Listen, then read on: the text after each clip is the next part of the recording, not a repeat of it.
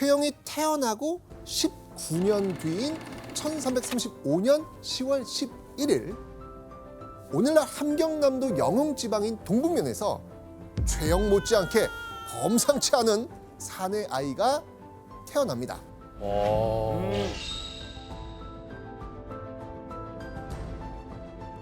제가 태어납니다. 그렇지. 제가 태어났어요. 동현이가 태어난 거야? 아니요. 이성계가 태어나죠. 네, 맞습니다. 와, 맞습니다. 19살 차이나요? 그렇습니다. 이 훗날 또 나중에는 결국 그 이성계가 최영의 또 라이벌이 되지 않습니까? 네. 근데 이게 라이벌이라고 하셨는데 벌써 태어난 순간 라이벌이 안 될 것 같은데 19년 차이니까. 19년 차이잖아요. 그쵸. 지금 혼자 라이벌이라고 생각하시는 게 아닐까. 이렇게 도발을 한다고요? 아니 장군이 아무리 장군해도 19년 차이면 인정을 하고 물려줘야 되는데 그걸 안 하니까 이 문제가 생기는 게 아닐까. 훨씬 어린 누군가 나오면 인정을 하고 물려줘야 되는데 내가 널 키웠어 이러면서 끝까지 해버리면 아니지. 근데 물려줄 때 자연스럽게 물려주는데 네. 이걸 물려나기 전에 내 자리를 탐하면 결국은 그 사람을 응징할 수밖에 없을 것 같아요. 근데 아까 보니까 싸우는 게 물려줄 생각이 없더라고요. 아, 일단 진정하세요. 부모님 여기서 싸우시면 고정하세요. 제가 중간에 있어야 될 것 같은데. 네. 자, 그런데 여기서 잠깐 최영의 라이벌 이성계의 출생에는 특별한 점이 있었죠. 이 사실 이성계는 사실 고려인이었던 최영과는 달리 원나라 사람이었어요.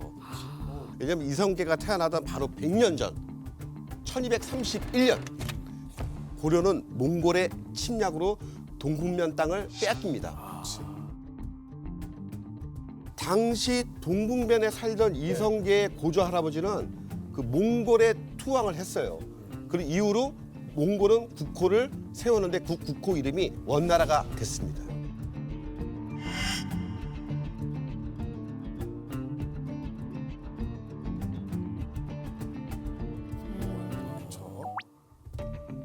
자, 그렇다면 동북면에서 태어난 이성계에 어떻게 자랐을까요?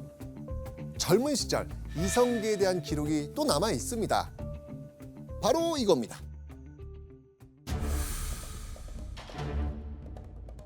범이 이성계를 쫓아와서 이성계가 오른손으로 휘둘러 이를 치니 범은 고개를 쳐들고 거꾸러져 일어나지 못하는지라 이성계가 말을 돌이켜서 이를 쏘아 죽였다. 그냥 한 방에 호랑이를 날려버렸네요. 호랑이를 잡은 거야. 호랑이를 네. 한 방에. 아니, 어떡해요? 한 방이죠. 한 방 싸움이에요. 아, 그래요? 호랑이가 물거나 아니면 이제 달려들 때 팔은 내줘야 돼.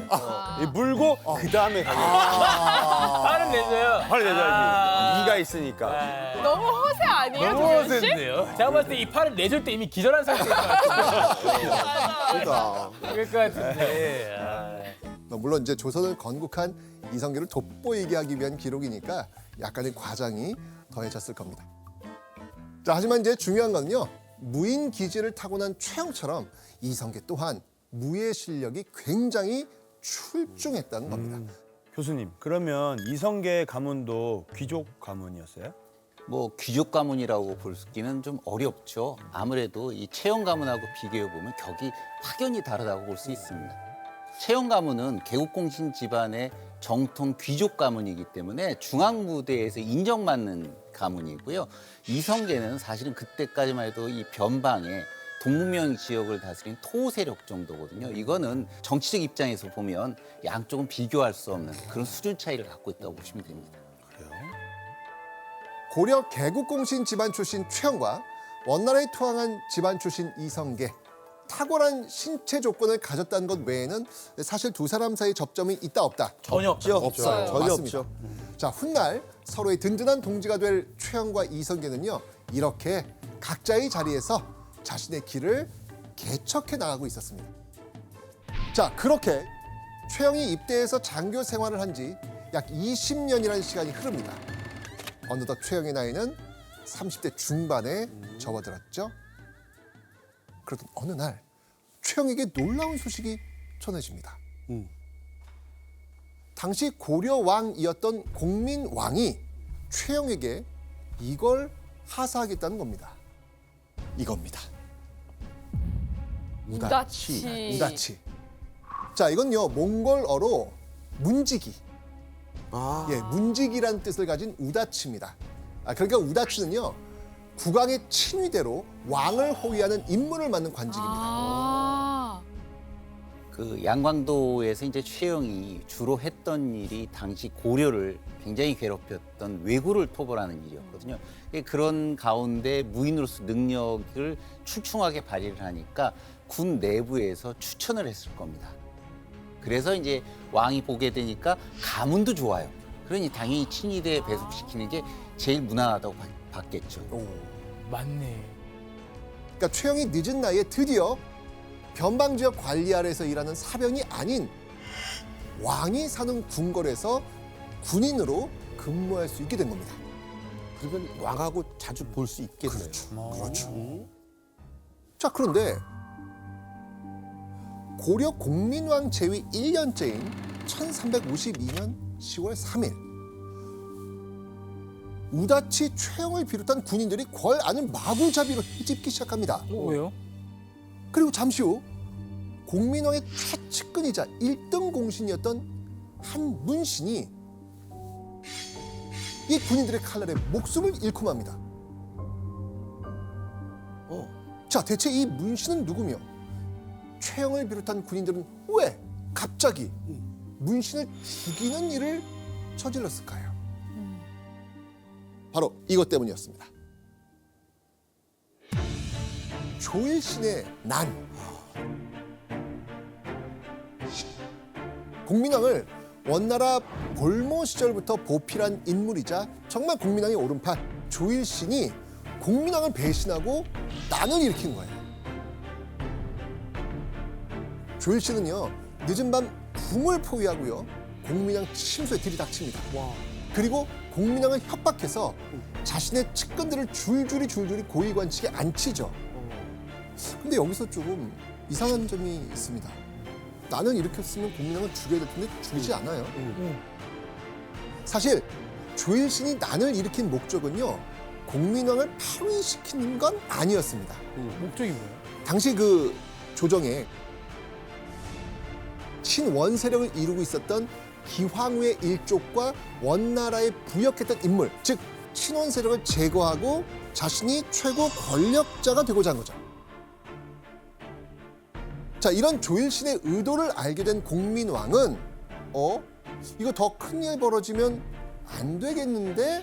라고 판단한 거예요. 그래서 공민왕이 안 되겠다, 부랴부랴 부대장 최영을 비롯한 군인들을 동원했던 거예요. 근데 이거는 공민왕과 같은 뜻 아니에요? 이게 조이신의 목표를 다 이루지 못한 것에서 문제가 생겨버린 거거든요. 사람들을 보내서 기황후의 형제들을 죽였어야 되는데 유일하게 기원 한 사람만 죽게 됐습니다. 말하자면 기시 형제들이 그대로 고려 국내에 살아남아 있는 셈이 됐죠. 당시 원나라의 기황후는 제2황후로서 권력의 절정에 있던 시기였거든요. 그렇기 때문에 기시 형제들이 연락을 하려고 했을 거 아니에요. 그렇기 때문에 문제가 뭐가 생기냐면 기황후가 이 원나라 조정을 움직여서 공민왕을 폐위시킬 가능성이 제기가 된 겁니다. 그래서 공민왕의 입장에서는 일종의 꼬리 자르기 형태로 조이신을 빨리 제거하는 것이 낫겠다라고 판단했을 겁니다. 이해가 돼요. 이해되시죠? 자, 이후 품계 없는 관직 우다치였던 최영은요 바로 이 조일신의 난 진압에 참여한 공을 인정받게 됩니다. 자, 그러면서요 무려 정사품 무관직 호군에 임명이 됩니다. 와. 37살 늦은 나이에 자신의 재능을 알아주는 공민왕을 만나서 고려 군대 요직으로 올라서게 된 거죠. 최영이 이렇게 재상의 자리에 오르고 난 3년 뒤 1374년 8월 아니 이렇게 고려 조정 중심에서 일해야 할 최영에게 공민왕이요 불현듯 제주로 떠나라 라는 명령을 내립니다. 최영한테요? 네. 제주하면 딱 어떤 느낌이 와요?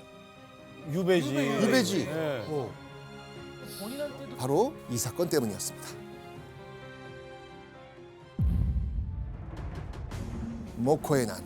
모코는 제주에서요 말을 기르던 원나라 사람들을 말합니다. 당시 제주에는요, 원간섭기 시절 세워졌던 탐라 군민 총관부라는 원나라 통치 기구가 있었습니다. 즉 제주에 살고 있었던 탐라 군민 총관부 소속 원나라 사람 모코들이 난을 일으킨 거예요. 자, 모코들이 왜 난을 일으킨 건지 알려면 당시 국제 정세를 좀 살펴봐야 합니다. 1368년 홍건적은요, 원나라를 밀어내고 명나라를 세웁니다. 그런데 6년 뒤 명나라가 북쪽으로 도망친 원나라를 치겠다면서 고려에 말 2,000피를 요청한 거예요. 자, 여러분이 지금 공민왕이에요.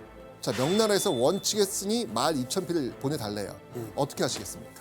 야, 진짜 이거 보낼 수도 없고 안 보낼 보내자니 또 원나라한테 뭔가가 조금 그렇고. 그러니까 거의 어떻게 보면 샌드위치 된 거네. 그렇죠, 그렇죠. 아, 이게 그 고심 끝에 이 공민왕은 결국 바로 이 제주 모코들에게 말 2,000피를 명나라로 보내라고 명령한 겁니다. 자, 그런데 모코 어느 나라 사람들이라고요? 원나라. 그래서 이 모코들 어떤 반응 보일까요, 황희 씨?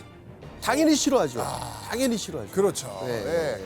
자, 그래서 제주 모코들이 경제적인 명분을 교묘히 이용해서 300필의 말만 명나라로 보냅니다. 사실상 공민왕의 어명을 어긴 겁니다. 게다가요, 모코들은요, 그동안 고려 사신을 함부로 살해하고 제주 백성들을 노예처럼 부리는 등 온갖 만행을 저질렀지요.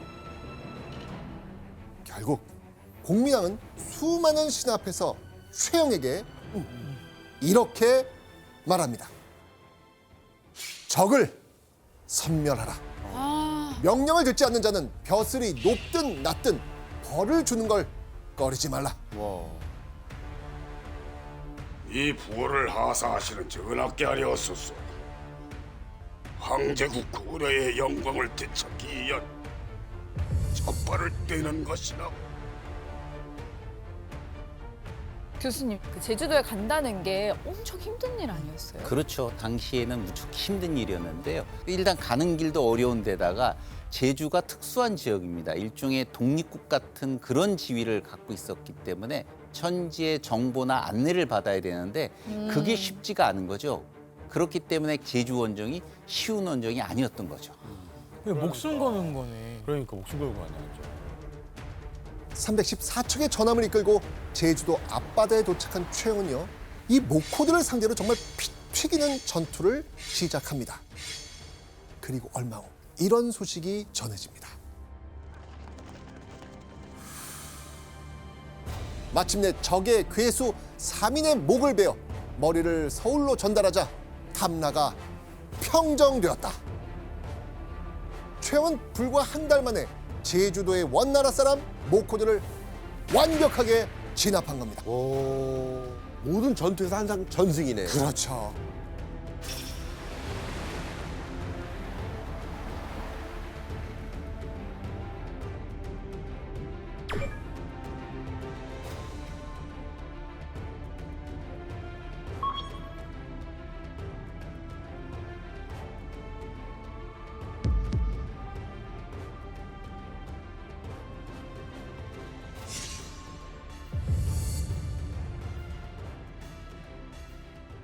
(1374년 10월) 최영은 공민왕의 명령을 완벽하게 수행해내고 개경으로 복귀합니다.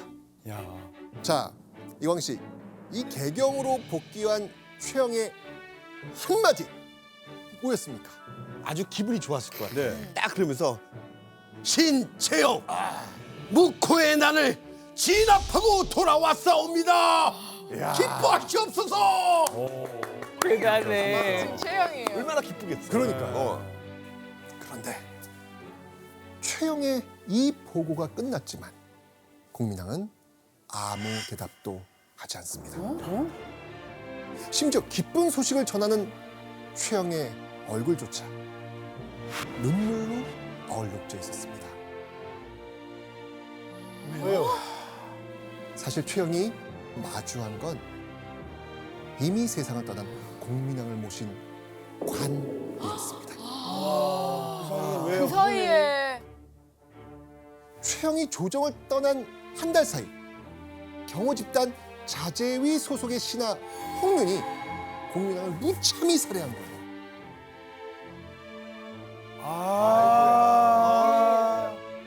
진짜 아버지처럼 모셨는데 그렇지. 충성을 다하고 좋은 소식을 갖고 왔는데 그러니까 이제 돌아가신 거면은 맞아요. 보고하면서 신임 무코를 물리쳤사옵나이다. 이날 공민왕에게 마지막 보고를 하며 최영이 어찌나 원통하게 울었는지 통곡하다 목이 쉴 정도였다고 합니다.